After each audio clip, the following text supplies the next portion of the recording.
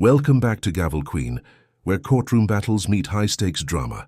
This case starts with fireworks before anyone even steps into the courtroom. A devoted wife, a suspicious stepdaughter, and a husband caught in the middle of a family feud. Teresa claims her stepdaughter sabotaged her 10th wedding anniversary, costing her $1,500 and maybe her marriage. But was this stepdaughter protecting her father, or just stirring the pot? The twist? A singles cruise that wasn't so single after all. When the truth comes out, it'll have the judge questioning not just honesty but loyalty itself. Stick around, because this courtroom drama dives deep into betrayal, trust, and the cost of deceit. Hey, Ms. Weldon, you are suing Ms. Davidson for $1,500 because she ruined your anniversary plans. Tell me what happened. Well, I've been married to Roderick, former Navy, Christina's dad, for a little over a decade. And in this time, I have tried to create a real family, including Christina.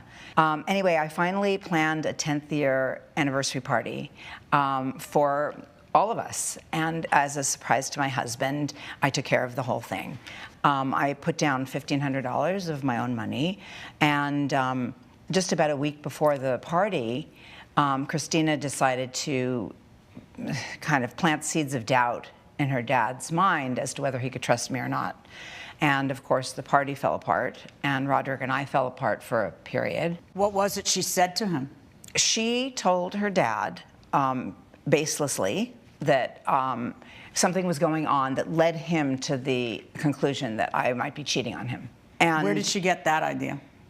Well, she got that idea because I went with some girlfriends on a cruise, and it turns out that the cruise happened to be a singles cruise. Oh. And my friends were single, but I was not the only not single person on the cruise, and I was not there in any way for anything romantic. Well, most of the guys who go on a single cruise are there to hook up, no? Right, which is why I spent my time on the cruise either hanging with my friends without any guys or doing other things. I did karaoke, I danced, I mean, just like in a group. Well, had you told your husband that it was a singles cruise? I had told him it was a cruise. Why didn't you tell him it was a singles cruise? That was a mistake on my part. No, it wasn't a mistake. It was a deliberate omission, and I want to know why. I really wasn't thinking about it that way. Okay. Do you have any notion, Christina, why she might not have told your father that it was a singles cruise? Yes, Your Honor, I do. And what would that be? A couple years into Teresa getting together with my father and being married, she cheated on him. How do you know that? Because I ditched school early and came home to watching her and her so-called friend hooking up in our living room. Wait a second. Did you actually catch him in the act? Yes, I saw it with my own eyes. There was and nothing you were a she high school student. You pretty much knew what it was. Of course I did. There's nothing she could have said to make it not have happened. So her basic attitude was, who are you going to believe, me or your lying eyes? Exactly. And then what happened? And then I told my father, and he was hurt, but somehow they worked through it. Yeah. Did she? How did she behave towards you after that? Oh, nicer. She tried to get even closer to me than she did in the beginning of our relationship when she tried to Did you tell her to back off, lady? I want one. Yes. I want my distance. I want my space. It was already so much having her come into my life. How did you get wind that she was on a singles cruise?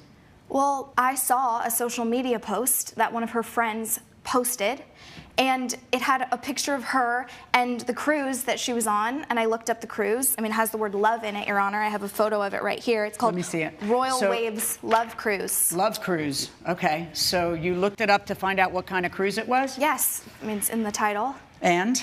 And it's a cruise for single people. What did you tell your dad? Well, I said, Dad, do you know that your wife is going on a singles cruise a week before your 10-year anniversary party? And he called Teresa right away, and I guess the rest is history. What did he call and tell you? The same thing you said, basically. Why didn't you tell me it was a singles cruise? That became kind of the theme of our well, of course. Therapy after that. And I understand that. I totally understand that. In his You're in therapy with him now? We were. This happened like 6 months ago. We were in therapy for a while. And by the way, I'm suing Christina only for the lost money, not for any damages or emotional distress. You mean the deposit when your husband found out you were on a singles cruise, and then he decided not to have the anniversary party? Yes, however. Okay. My question is, what did he say to you when he called you? Were you on the cruise when he called you? Yes, I was on the cruise when he called, and I tried to get back, as a matter of fact. And by the way, he could have come with us on this cruise. It was. Did you invite him on the cruise? Christina could have come on the cruise. That's not the question. Anybody can go because anybody can pay. That's not the question. Did you invite him on the cruise? I did say if your schedule wasn't so busy, you could come with us. Okay. But I sincerely... But Lord knows that schedule of yours. And did you invite Christina on that cruise? Christina is so cold yes, to me. Well, okay, well, then why do you say Christina could have come on the cruise? You're the one who led me down that path. So now except for that's not what happened. Your grandma could have gone. But you didn't invite your grandma either. You went with a bunch of girls who are single.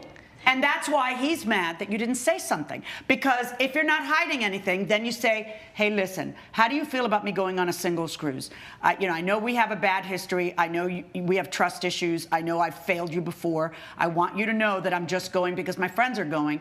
Because if instead what you do is you go on a singles cruise and you pretend it's not a singles cruise, well, then you're just the same liar you were before. And by the way, Christina, at her age, in her early 20s, shouldn't she be learning about relationships and the gray areas and all? This is what I'd like to share with her. Can I just tell you something? I'm 62, and I don't like your gray area.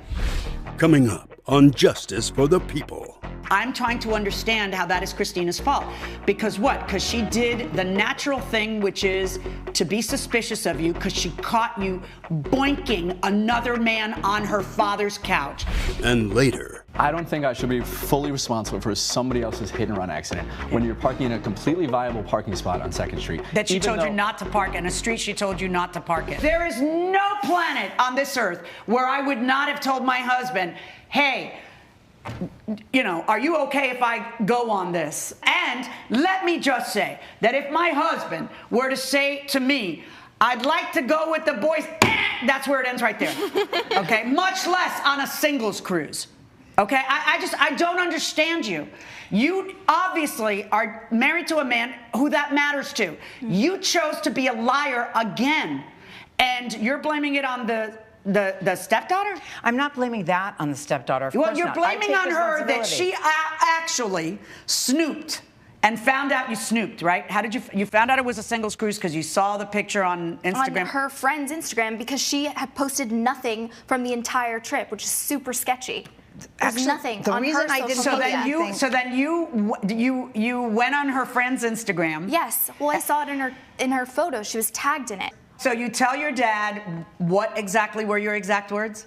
I said, Dad, do you know that Teresa is on a cruise for single people and she's not single? That's all you told him. You didn't tell him I have evidence that she's cheating on you again, or no? I mean, it's pretty obvious that question was in the air, but he came to his own conclusion. Right. It was him who made the call, which is why I don't understand why I'm here. So you're suing for the $1,500 you had put down on the venue for the 10-year anniversary party that your husband canceled because you're a liar. And I'm trying to understand how that is Christina's fault.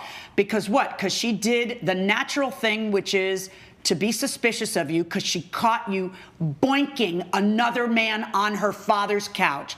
And you somehow feel like it's her fault and she should eat the $1,500?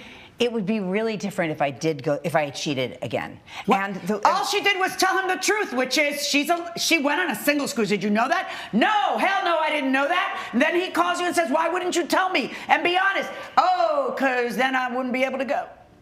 But okay, first of all, I really wanted to go on the singles cruise. Actually, if I told him, it probably would have been okay with him. That's right. So we've recovered that much so that's trust. why inquiring minds want. Because apparently he stayed with you after you cheated on him in the house. Yes. He seems to be like pretty understanding. So which makes it even less understandable that you would lie. It really seems like you're hiding something. But I don't really care whether you're hiding something or not, and I don't care whether you're cheating or not. All the girl did was tell her father that you were on a singles cruise. But that isn't all she did, because she's made it really hard for us. First of all, this makes her dad very unhappy. Not just this part, but her resisting us becoming a family. We are happy together. Oh, are you? We limp along. Are you separated sometimes. right now? No, we're not separated right now. We were separated for a very short time after this. We're together right now. Okay, well, good for you. But see, whether you're together or not, it doesn't mean that she doesn't tell her dad things that you hid from dad.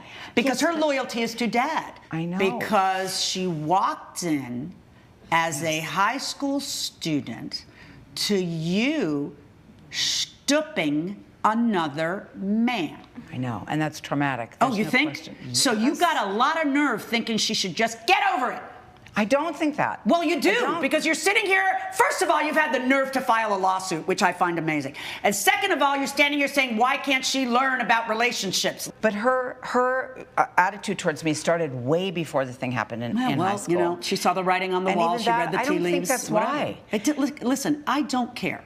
My only job here is to call the balls and the strikes. I have to decide if she did something that caused you to lose your $1,500 of deposit for a party you wanted to throw yourself the week after going on a singles cruise without telling your husband, or whether it's your fault that you lost the $1,500 for a party that you were going to throw for yourself the week after going on a singles cruise without telling your husband. And guess who I blame your husband's reaction on? Here's a big surprise. You. Okay? So why don't we try a little more honesty? Because I don't know how you found a man who just keeps putting up with your stuff. So don't be stupid. You shouldn't even be on the singles cruise. You who have fallen into temptation already in the house where a high school student can catch you. I mean, it's just so bad for you to be on a singles cruise, which is why he got mad and canceled the party.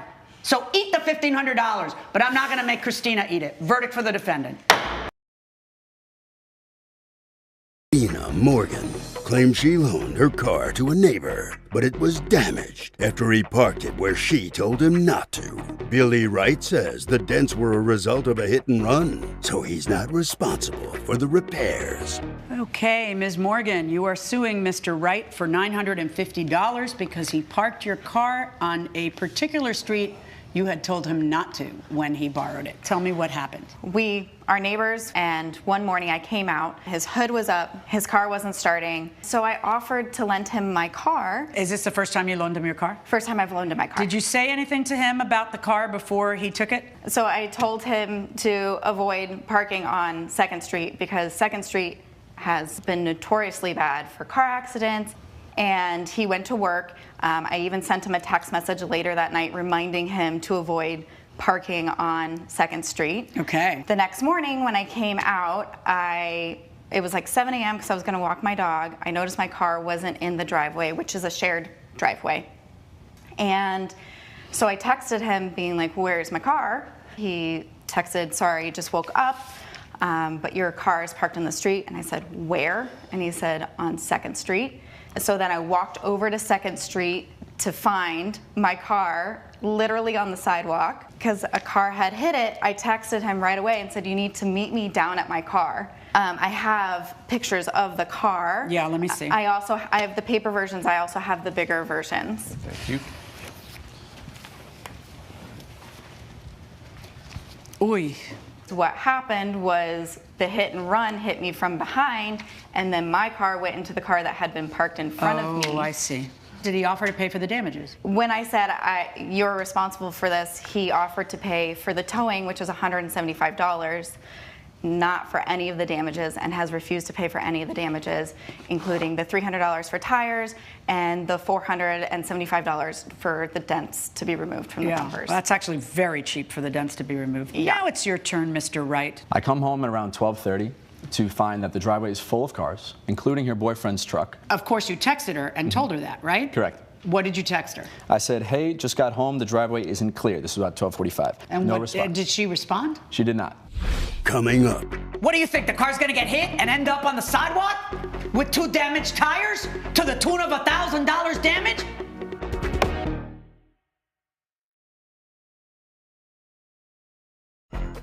this is Justice for the People with Judge Millian. We're back with a dispute between Lena Morgan and her neighbor Billy Wright over damage from a hit-and-run accident. Why don't you just park in the closest parking space you can that isn't 2nd Street? It was 12:45. It's not a great area, I'm going to be honest. Oh. And So then you chose your poison. That's fine. So then how is it that when the car gets bashed on 2nd Street, you don't have to pay anything for it? Because, Your Honor, for two reasons. One, I cannot be liable for somebody else's. Well, the theory Hit of and run. liability is this. I loaned you a car that was in good condition and you gave it back to me crashed. It was in okay and not condition. only that, but you gave it back to me crashed because you did the one thing that I conditionally loaned you this car on. So that's her theory. What is yours that makes you absolutely scot-free just because it's inconvenient for you to park a few more blocks away? Because, frankly, I haven't heard any problems about 2nd Street except for her. I've had many Well, that's friends. the only person you need to hear it from, because the 950, including the tote. Yeah. Yeah. So when did you ever present him with the 950? Yes. And what did he say? He said, I'm not responsible. Right. How do you feel that you have zero responsibility? I think I have 20% responsibility, which is what the $175 represents. That's my opinion. I don't think I should be fully responsible for somebody else's hit and run accident when you're parking in a completely viable parking spot on 2nd Street. That she even told you though- not to park in a street she told you not to park in. Because she maybe have heard of some things going on. That was the only parking spot Yeah, that she's was crazy available. though, right? She's not crazy. No, she's completely crazy. She's the only one who complains about it. You're crazy. She What said do you it. think? The car's gonna get hit and end up on the sidewalk with 2 damaged tires to the tune of $1,000 damage? Crazy. Is it crazy? Because it's exactly what happened, pal. Yeah. Judge Million's verdict when justice for the people returns.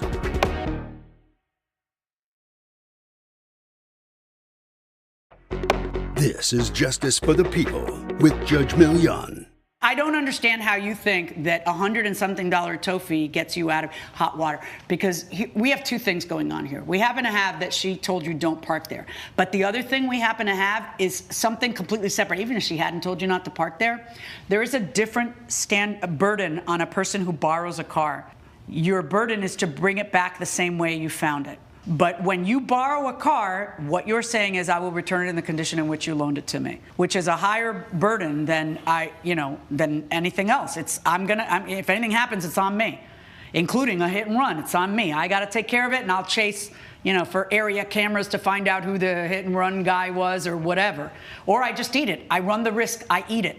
$950, verdict for the plaintiff. This verdict was as decisive as it was deserved. Judge Million ruled in favor of the defendant, Christina, because the facts spoke louder than the emotions. Teresa's lack of honesty cost her credibility and her claim. The ruling reinforces a key principle. You can't sue someone for exposing the truth you tried to hide. In the eyes of the court, transparency trumps pride every time. What do you think? Was justice served, or was this stepdaughter out of line for confronting her stepmother publicly?